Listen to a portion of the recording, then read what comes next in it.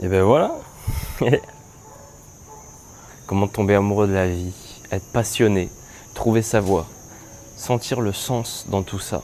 Est-ce qu'il y a du sens dans tout ça? Pourquoi je fais tout ça? Épisode 2, clarification. Avec un petit micro-cravate des familles dans un super cadre. Pas de pression, tu parles de ce que tu veux. Tu es téléguidé par l'univers, je m'abandonne à mon yogi interne, mon cœur christique.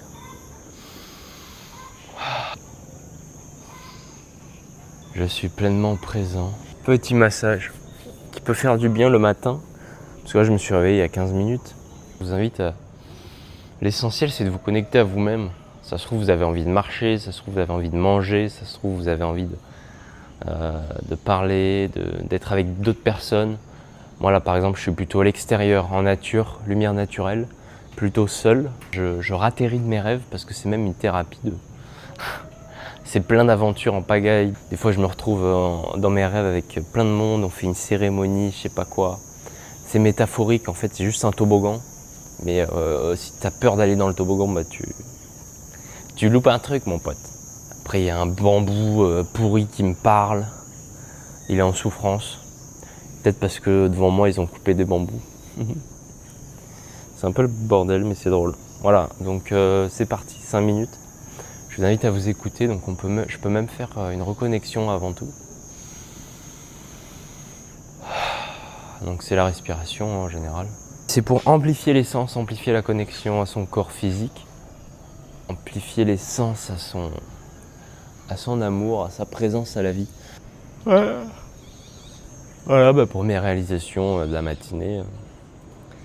Où tu te situes dans l'univers? Où je me situe dans l'univers? Où est-ce que ta conscience se pose? Projet professionnel, sur une relation, santé fonctionnelle. Si tu es un homme ou une femme, c'est ta situation dans l'univers, ou autre peut-être.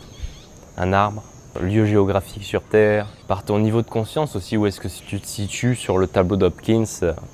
Et en bas il y a la peur, en haut il y a normal, neutre, paix, illumination.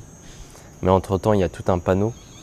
Et tout un panel où tu te situes dans l'univers avec ton niveau de respiration, donc de quantité de CO2 qui passe à travers toi, ou est-ce que tu fonctionnes plutôt à l'oxygène, dioxyde de carbone / CO2 et oxygène, O2 versus CO2. En fait, selon ta respiration, tu vas vivre une réalité totalement différente. C'est comme si tu es passionné par les livres, tu vas vivre une truc différente que le musicien qui est toujours avec plein de monde autour d'un feu, à chanter, danser. Voilà, donc c'est tout plein de paramètres. On n'a pas vraiment conscience et ça peut être intéressant d'en prendre conscience. Moi je suis en train de faire ça parce que l'image de cette vidéo en fait qui n'a aucun sens, qui est très flow station, qui est pas très structurée. Là je choisis 100% créateur. En fait je me mets en stage de bon matin en me filmant. Ouais, je pars dans tous les sens, ça c'est sûr. C'est parce qu'aussi ce que je vis est très très changeant et très en mouvement. Donc j'accepte ça et en même temps j'arrive à garder des bases super saines. Je bouge tous les jours, je mange sainement tous les jours, je suis bien entouré. J'avance aussi sur les projets, donc c'est un mouvement. Je passe à côté de certains besoins humains, d'affection, de jouissance même, de plus de rencontres, de nouvelles rencontres humaines. Moi je suis super nourri par ça. Ah oui, c'est pour ça que c'était si dur pour moi, parce qu'en même temps c'est ce qui m'éveille et qui me tient à cœur, c'est quand je voulais aller rencontrer les inconnus, parler aux gens et tout. Et c'est tellement plus facile quand je suis avec elle, parce que je suis amoureux de mon platonique. Hein. D'ailleurs, très du bien que je me positionne, que c'est platonique. Mais en même temps, voilà, je sais que c'est bizarre. Il y a une zone d'ombre, donc je vais en parler avec lui. Il m'aide à éclairer ça. C'est ça l'amour inconditionnel aussi, c'est pouvoir parler de tout. En fait, tout est possible aussi. Et je reste, en fait, c'est pour ça. Ah oui, il y a un truc en moi qui croit que je dois rester ouvert. Il y a un truc en moi qui se dit, pour m'éveiller, pour être sur le meilleur chemin, il faut que je ne ferme les portes à rien du tout. Il faut que je sois ouvert à tout. Ah oui, ça, c'est un truc qui était ancré en moi depuis longtemps.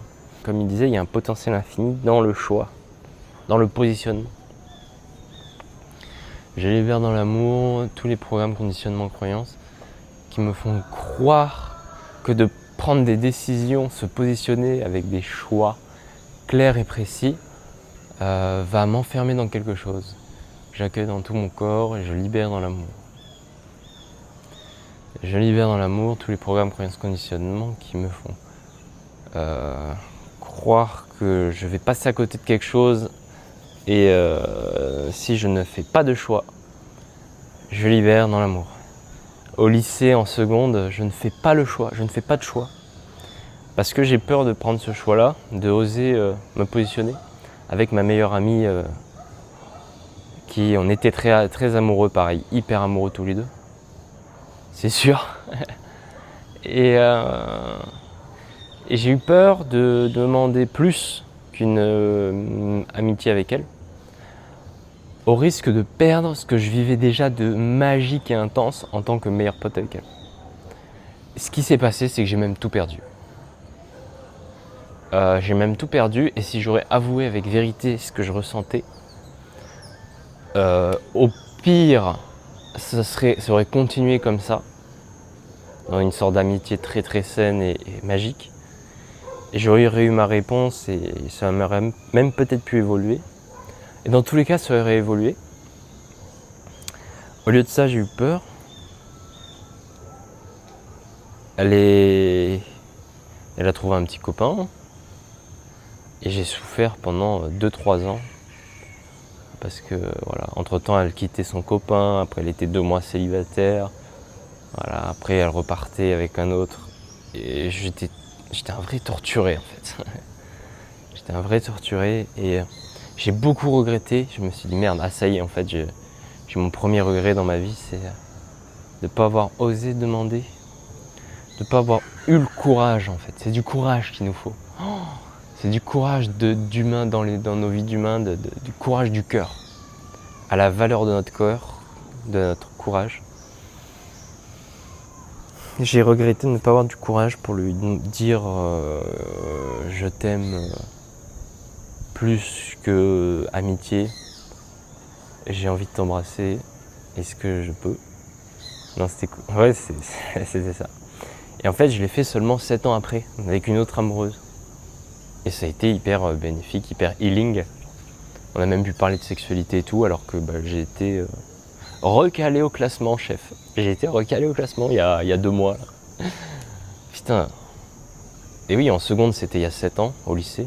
Aujourd'hui, j'ai 22 ans. Mais comme quoi, voilà, les choix qu'on fait dans nos vies, c'est puissant. Et les non-choix qu'on fait, du coup, c'était le thème du jour. Et je vous envoie à tous, et à moi-même, et à dans tout l'univers, le courage de suivre le cœur, de suivre l'amour et d'y aller, quoi. D'y aller avec amour. Je t'aime énormément.